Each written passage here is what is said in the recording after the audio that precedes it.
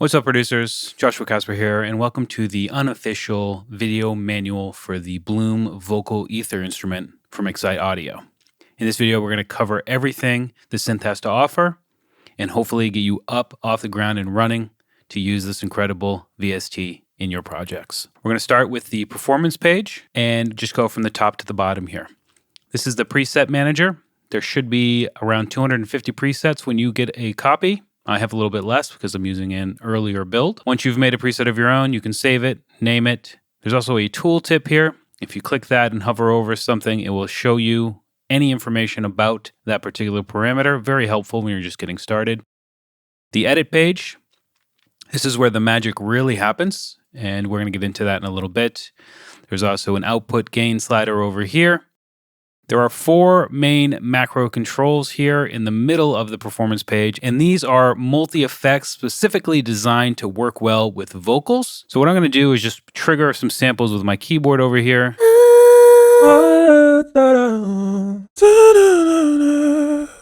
And tweak out these macro controls so you can hear them. Warmer is going to be saturation and distortion.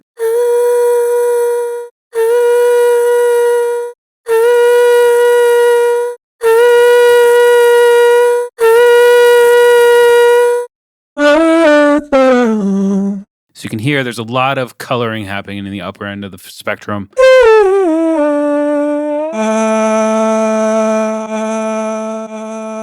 It's also adding some gain there, so just keep that in mind when you're using it, but it sounds super nice in the top end.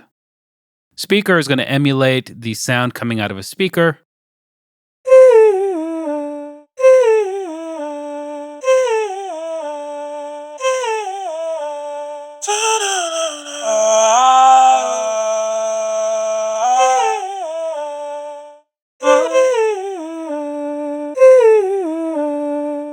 Doubler is going to double things up and really push it out into the stereo field. So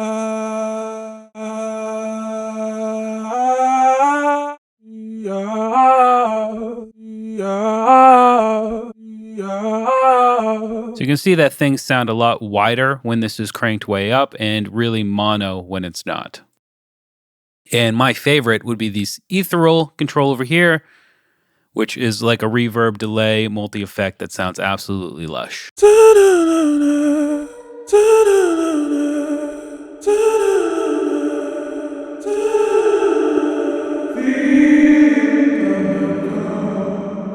Don't let go.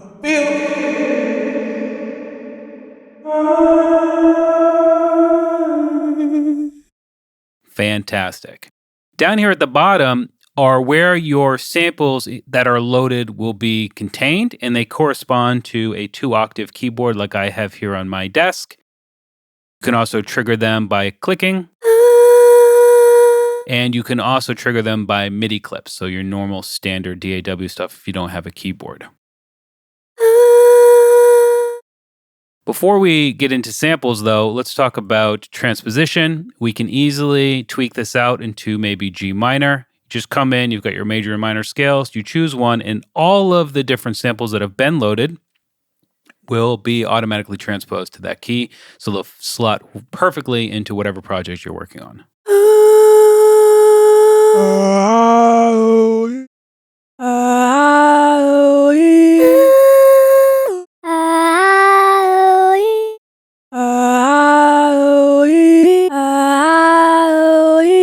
And you can go up and down an octave right here as well. So I'm going to just come in and go back to G minor.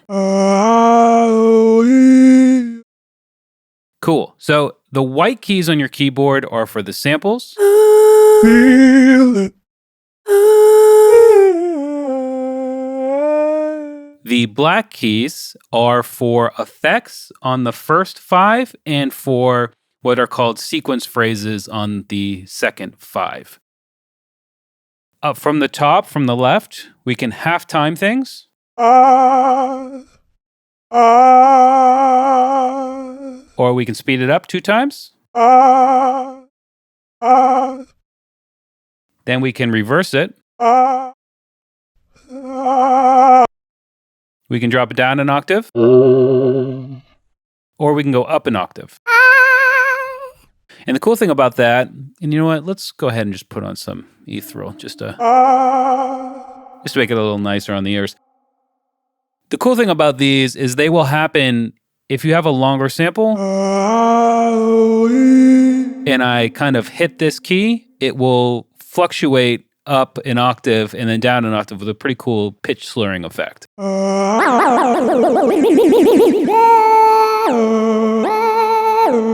So that can be a lot of fun. The A, B, C, D are phrases, and those are best left for the sequencer, but if I come in and choose a preset, let's come into lead phrases, and then hit that black key on my keyboard that corresponds to A.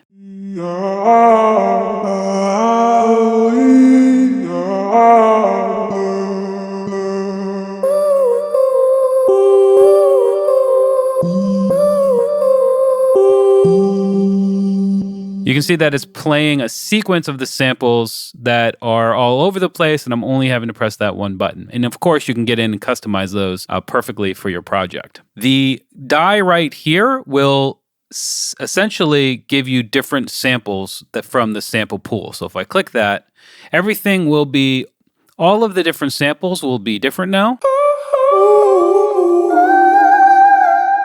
The sequence and phrases will stay the same, but we'll be using those new samples.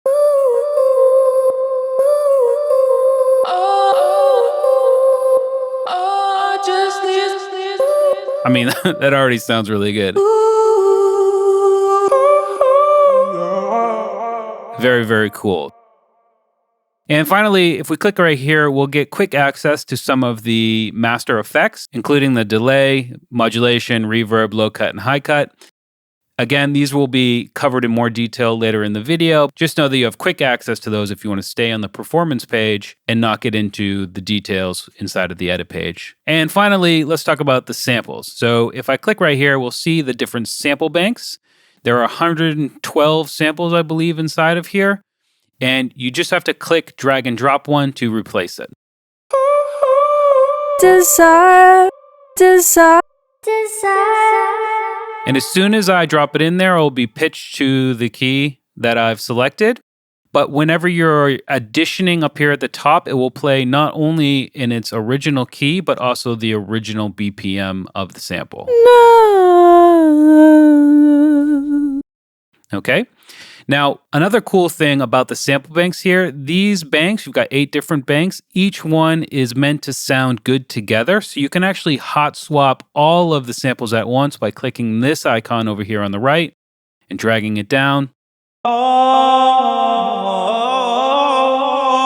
And it will be automatically updated to that entire row of samples. Also, if you come down here and if I click on 5, it will highlight where that sample is inside of all of the different samples in the instrument. Cool. Let's move on to the edit page. Just choose a new preset here. Let's start with the sample edit section. Again, very helpful to turn on the information here to see what things are, but obviously we're going to go through it all right now. When I trigger a sample, you'll see that it's updating inside of here. If I don't want that to automatically update to whatever sample I'm using, I can turn that keyboard symbol right off. And now that will always be on whatever sample I've selected from this drop down here. In terms of playback, this is normal playback from the left to the right. We can reverse it. We can ping pong it. And the ping pong will start with whichever way we're telling it to play and then go back and forth. And we can also turn it on in an infinite loop, so it'll just keep looping back and forth.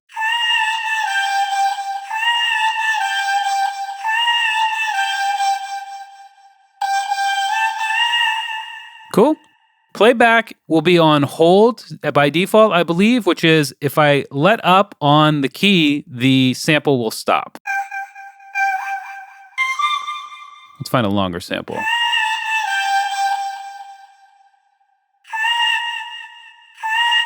So it's only going to play when I'm holding or pressing the key, or you have a MIDI note for a specific length. If I turn it on latch, it will play the entire section.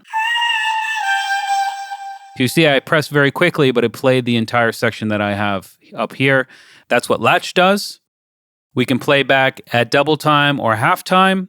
That's going to be the same as the black keys when we're in performance mode. But if you always want that to happen with that sample, let's say I want half time here.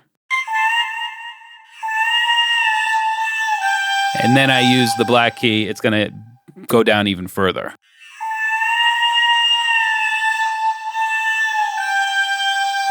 So that's half-timed again, and it still sounds pretty good. So shout out to the team that programmed this because there's not a lot of slurring happening there. It actually sounds pretty good and definitely usable. Go back to normal time. Inside of the grid, we have markers so we can determine the start and end positions.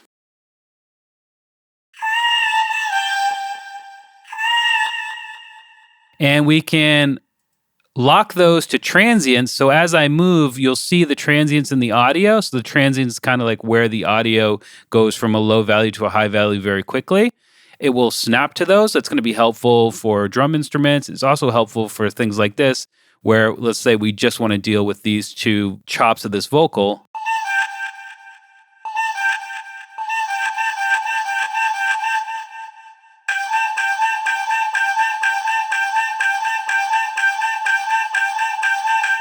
Turn latch off there.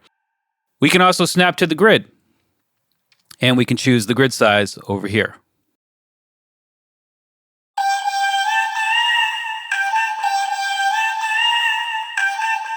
We can also choose the fade amount, which is going to be where the crossover is. So if you're getting any clicking, you might want to turn up that fade value a little bit more to make it a little smoother. Now, when we were talking about hold, when I let go, you might still hear that there's a little bit of a sample happening, and that has to do with the release time. If I pull this up,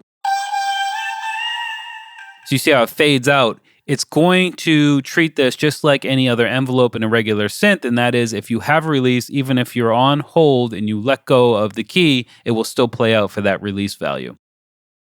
We've got your standard attack, your panning, and your overall volume. You got your BPM warp, your pitch, your fine pitch. And by the way, the pitch can actually go down 2 octaves here. And then you've got formant shifting. And this is helpful if you have one vocal phrase that you put over multiple white keys and you want to play it like an instrument, so you're going to pitch them differently. The formant will help you make it sound more natural and like it's actually a different sung bit. It's just a very helpful tool to have inside of a sampler like this.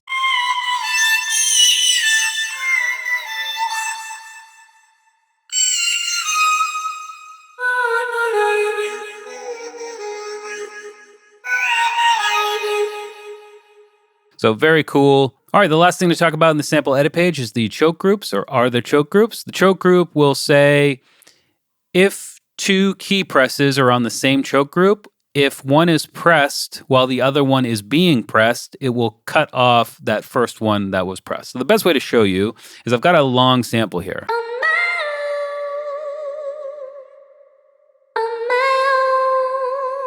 So I've got on my own. By the way, it's a very long sample that's essentially 2 samples, if you ask me. A lot of samples are actually like that in this instrument, which is very cool. Let's say that I want to, whenever I get to own here, trigger this own from this part of the sample, but I want this one to automatically stop to allow that to happen. I'm going to add this key to choke group 1. And this one to choke group 1 as well. And now if I press this,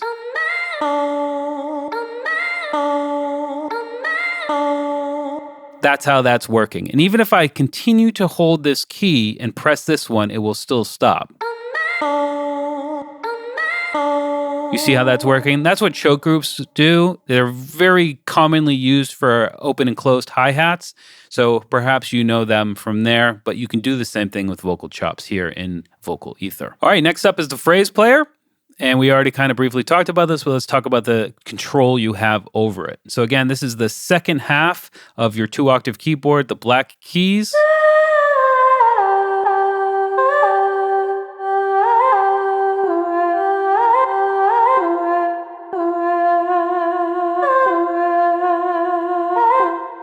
So as I'm playing these, you'll notice that the phrase player letter is changing. And again, that's going to correspond to up here. If you don't want it to do that, you have to turn it off in the sample edit page. But we can also select what we want down here. And it's got the same controls, forwards, backwards, ping pong, and infinite. By the way, backwards will not play the sample on the slot or sequence backwards. It will just, instead of triggering 1 here, it's going to trigger 1 here, 4 here, 8 at the beginning, and then 4 over here. So I hope that makes sense.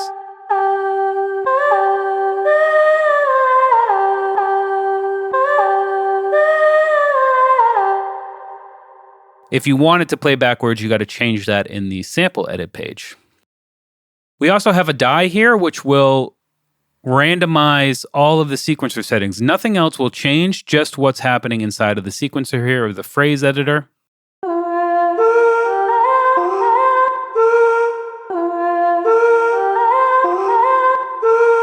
And of course, we have manual control as well. If I click right here, I can choose what sample. If I don't want a sample, I can essentially make it a rest. If I wanted to play longer, I just got to click and drag. And then we've got our normal sort of sequencer rate control. We can unsync it from the DAW's BPM. We've got swing.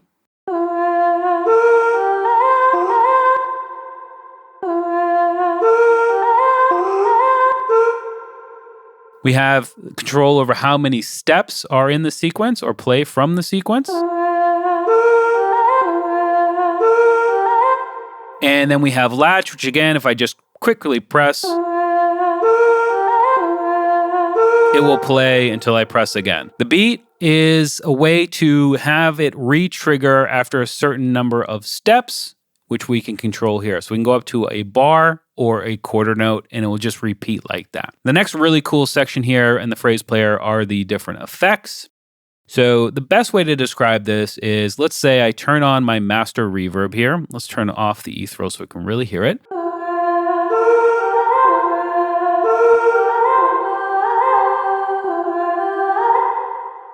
Okay, so I've got some nice reverb here. It's around 50%. The size is pretty big. If I come in now to the reverb here and turn it on, this will take over. It will override the global control. And you can now choose, this is essentially the dry wet amount. So I can add from 0 to a bunch, and then I can slowly fade it out. And this will go from 0 to 100. So it's not relative to whatever your mix is. It's completely overridden it. So if I play another key or another sequence, it's always going to be with that reverb value unless I've activated it here in the phrase player. So if I come back, where were we on B? Okay. So now this will completely override it. And that's the same for the modulation, the delay, the pitch, the volume, the low cut, and the high cut. Once you turn it on, it's going to disregard what you have on the master effects, but the master effects will still manipulate or change all of the rest of the sounds that are not activated inside of the phrase player. Another cool thing too, if you like this particular curve, and you can add plenty of points, by the way, just got to double click and add. You can double click to remove, and you do have your slopes. If you like this, you can right click it, copy modulation to say the delay, and turn it on, and now it will act the same way.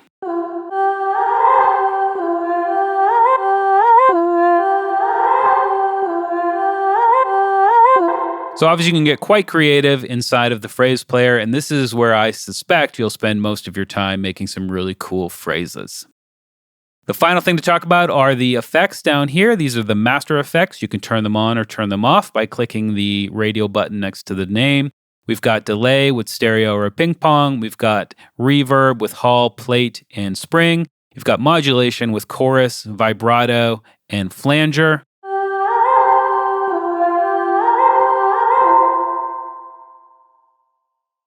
And also, each one of those has a more in-depth or advanced panel flyout. If you click the sort of flyout button here, you can see we've got pre-delay, we've got internal ducking going on, which is essential. We got a high pass and low pass filter on the reverb. Same thing with the delay here. We've got a ducker, feedback percentage, we got sync time, and so on. You can also reorder these by clicking and dragging on the icon to the left of the radio button. So the way this works is whatever comes out of the phrase player or the sample editor gets fed into the effects to the left and go out through the right, and this is your final stage. The global has a low pass and high pass filter. Tone is like a tilt EQ. They call it darker or lighter. And then you've got your dry amount. If you want to send out some of the dry vocal on top of the wet, you can do that there as well. And that's pretty much it. It's a very simple instrument to use, and it's so much fun and inspirational, especially that phrase player. And the way I approach it is I actually trigger here on my keyboards and then put that into the phrase player so I can just put one MIDI note down and let it play.